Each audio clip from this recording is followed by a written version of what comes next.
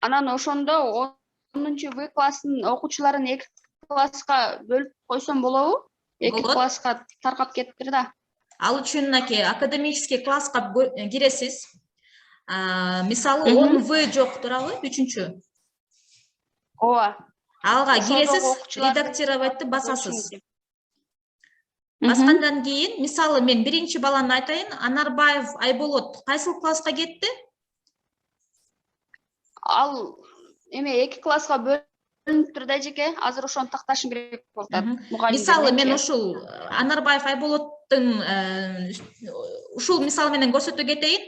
Аны сиз белгилейсиз. Керектүү балдарды белгилейсиз, А класска өтө турган балдарды. Галочка менен бастыңыз, отписать деп класстан алып саласыз, алып салуу. Анан кийин сактайсыз бул классты. Ошол класс бул баланы чыгарып туруп, анан сакталып калат. Азыр чыгардык. В класстан чыгардык. Анан кайрадан сиз класстарга кирип, 10-чу А класска мисалы өткөн болсо, 10-чу А классты ачасыз. Мынакей, редактировать деп.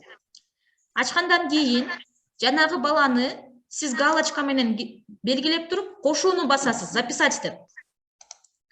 Кошууну баскандан кийин ал ушул класска сакталып калат. Бир класстан чыгардыңыз, 2-чи класска киргиздиңиз, параллель класска.